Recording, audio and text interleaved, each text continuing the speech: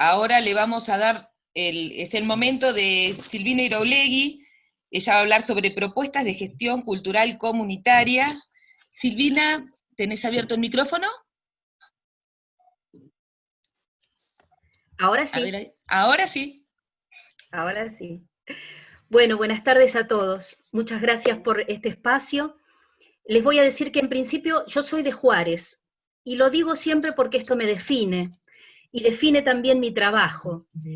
Yo soy una convencida que el territorio no solamente le da un color a la cultura, sino le da un color a la gestión. Y nosotros, los que nacemos en un pueblo, los que somos de un pueblo, y un pueblo en la ruralidad como es Juárez, aprendemos a gestionar comunitariamente desde que nacemos. Nosotros salimos a la puerta y no sabemos qué hacer, y decimos, che, ¿a qué jugamos?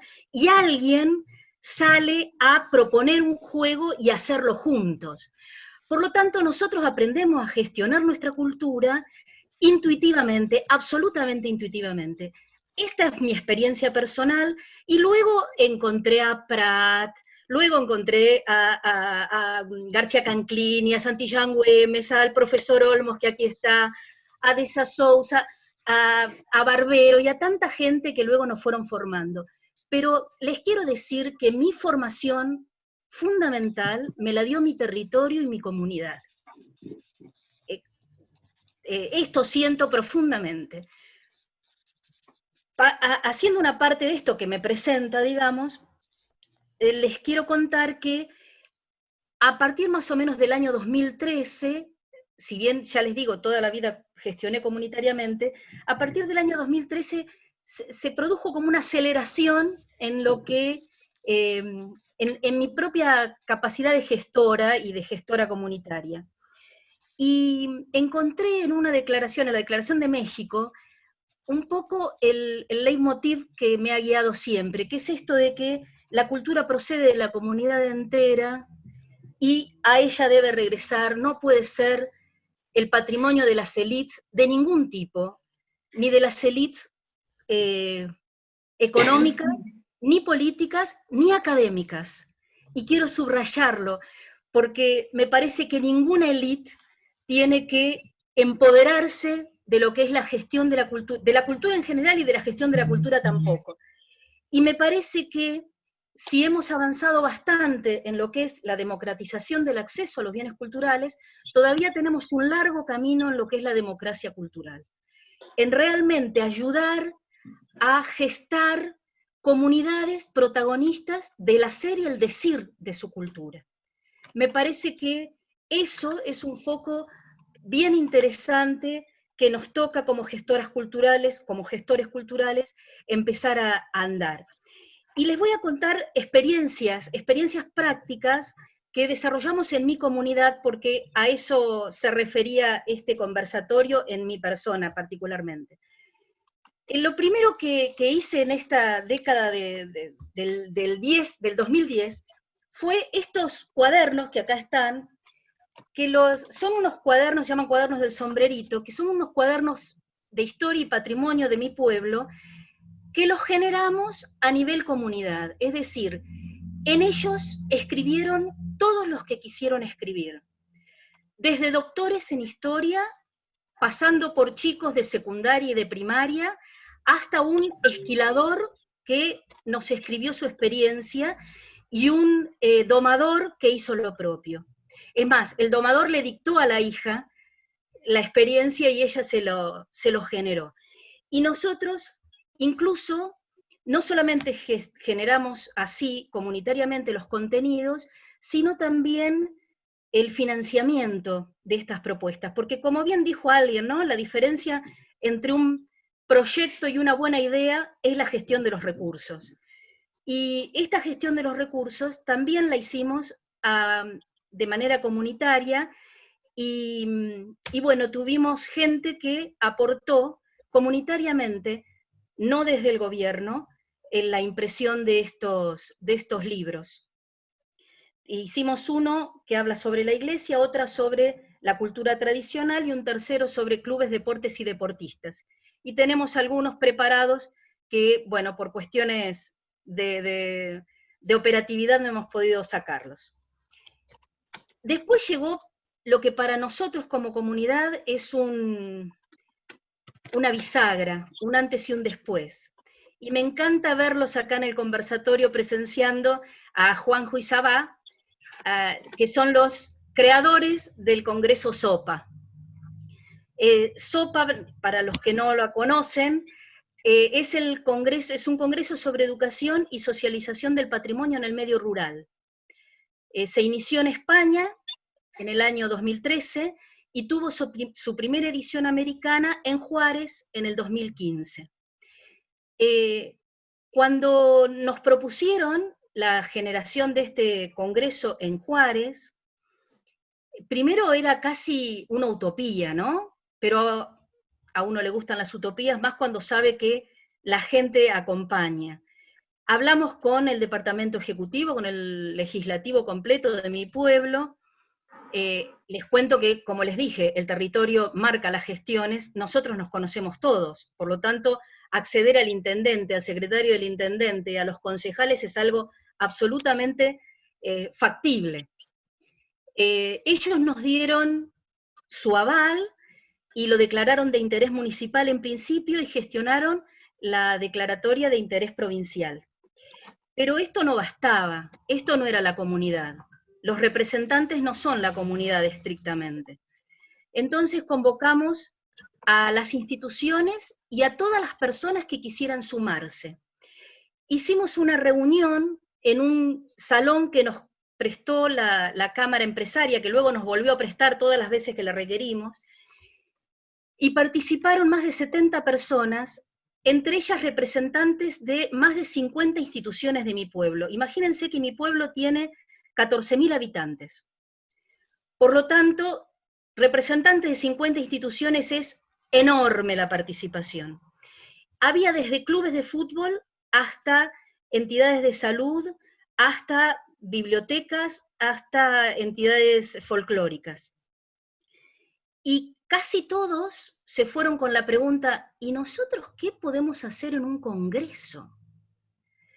Porque esta asociación de que el saber le pertenece a la academia es tan enorme, es tan fuerte, que la gente cree que en cualquier actividad que huela a academia tiene que estar excluida. Entonces, les hicimos ver esto que dice la UNESCO, ¿no? La cultura es de todos, y todos la tenemos que decir.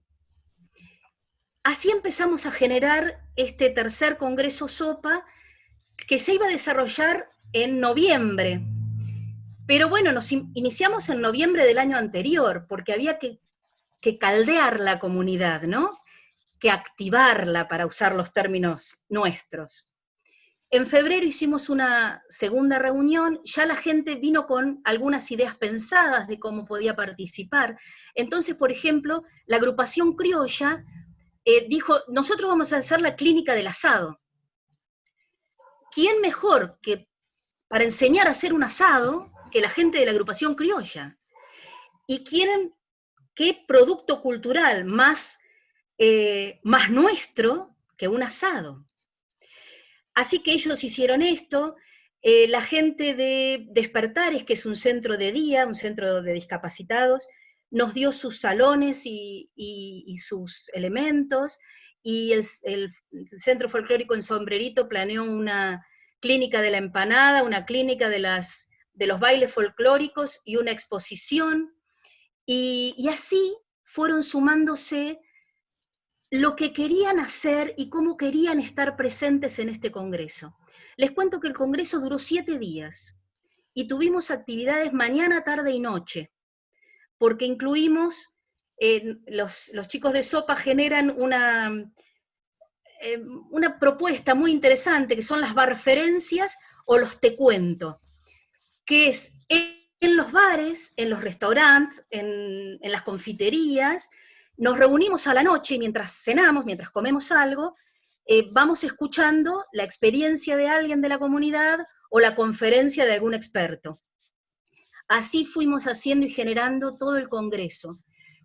Y Y en las ponencias, tuvimos ponencias de chicos de la escuela primaria, desde primer grado, de quinto grado, que hicieron todo el año su trabajo de investigación para presentarlo en el Congreso.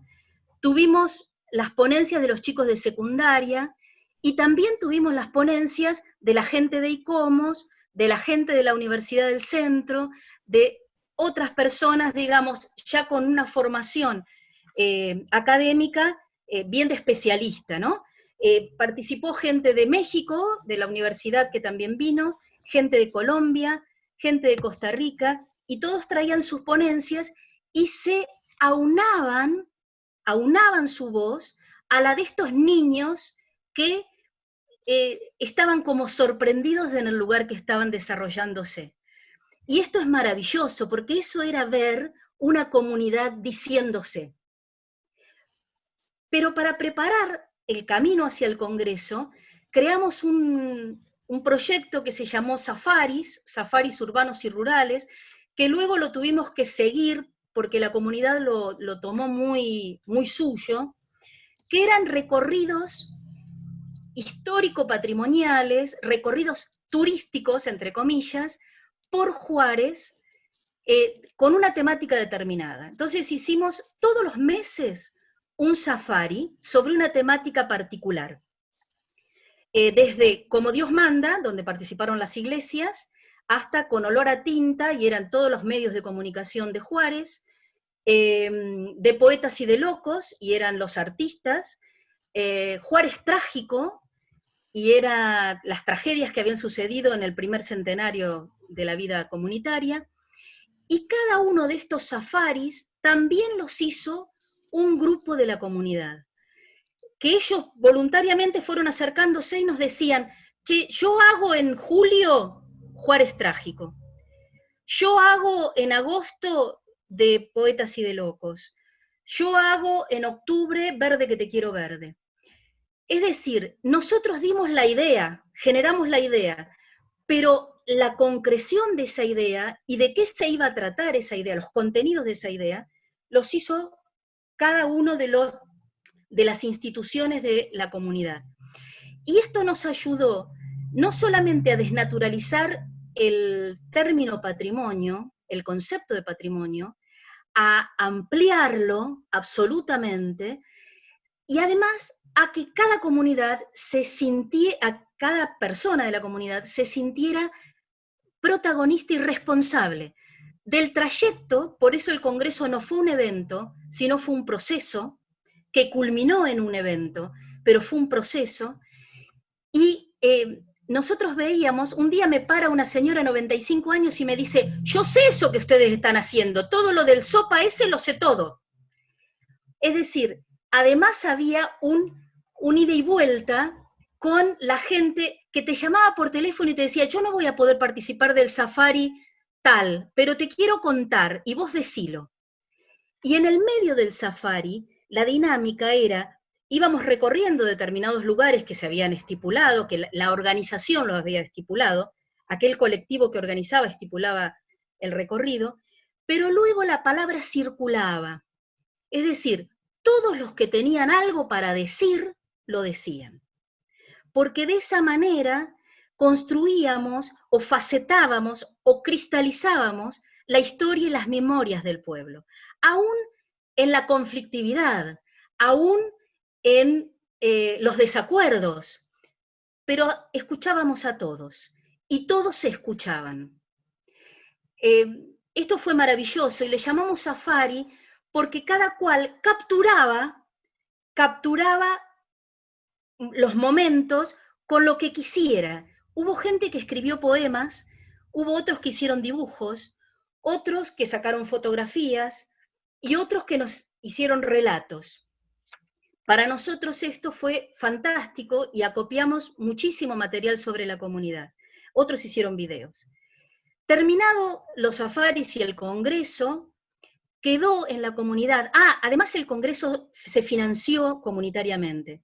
La Municipalidad de Juárez inmediatamente nos abrió sus puertas y su apoyo, pero financieramente solo tuvo que poner el 20% de lo que costó el Congreso, porque el resto lo financiaron los participantes y la comunidad en general.